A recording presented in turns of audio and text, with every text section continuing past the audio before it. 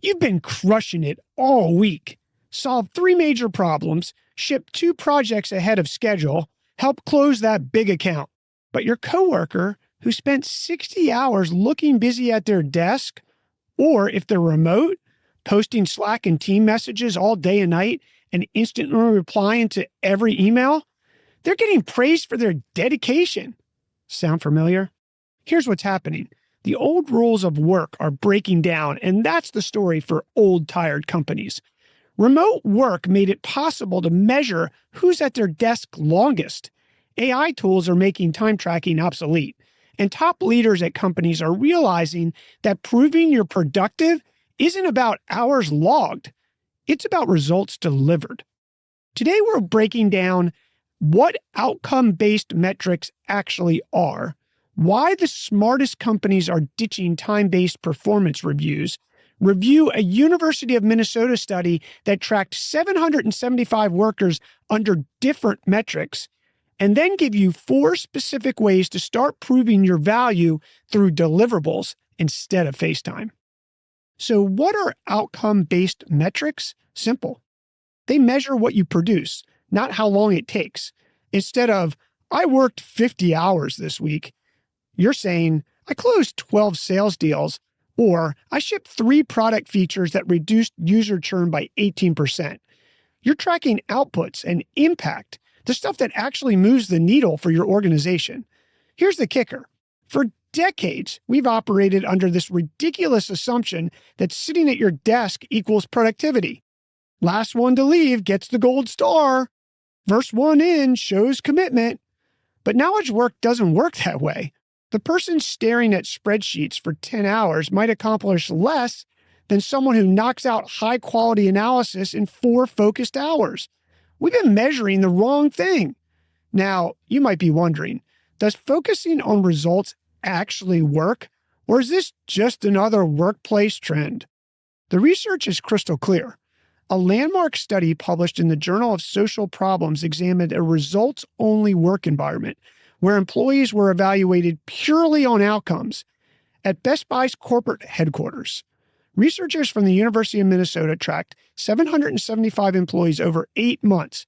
Half worked in traditional butts and seats environments. The other half, they could work whenever, wherever, however they wanted, as long as they delivered results.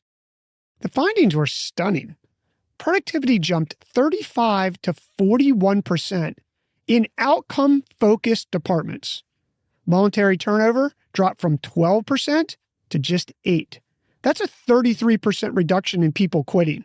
And here's what really stood out. Employees slept almost an hour more on work nights, exercised more, and actually went to the doctor when sick instead of dragging themselves into the office. When you measure results instead of time, people optimize for what actually matters, getting great work done.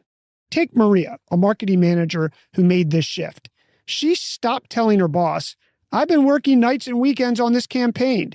Instead, she said, I launched the Q3 campaign and generated 340 qualified leads, 28% above target, and our cost per acquisition dropped 15%. 3 months later, she got a promotion. Why? Because she made her value impossible to ignore. So how do you actually make this shift? Here are 4 strategies to prove your value through deliverables. First, identify your core deliverables.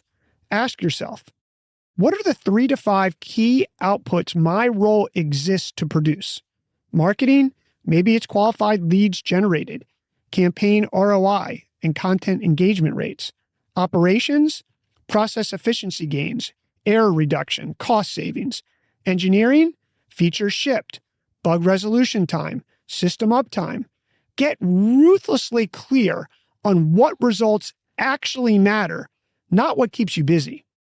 Second, qualify everything possible. Numbers tell stories that I worked really hard never will. Don't say I improved customer experience. Say, I reduced ticket resolution time from 48 hours to 24 hours, boosting satisfaction scores by 22% and preventing an estimated $156,000 in churn. Specific, Measurable outcomes cut through office noise. Third, build a results portfolio. Document your wins with hard data. Create a simple tracker. Could be a doc, a spreadsheet, whatever works for you. And update it weekly with completed projects, measurable impacts, and quantifiable achievements. When performance review time comes, you're not scrambling to remember what you did in March. You've got proof of value created, ready to go. Fourth, completely shift your language. Stop talking about effort. Start talking about impact. Here's the difference. The old way, I've been working on the website redesign for 3 months. It's been really challenging, and I put in a ton of hours. The new way, I shipped the website redesign. Load time decreased 40%. Mobile conversions increased 31%, and we're projecting $2.3 million in additional annual revenue. See the difference? Train yourself to communicate in outcomes. When colleagues ask what you're working on, lead with the result you're driving toward, not the task filling your calendar.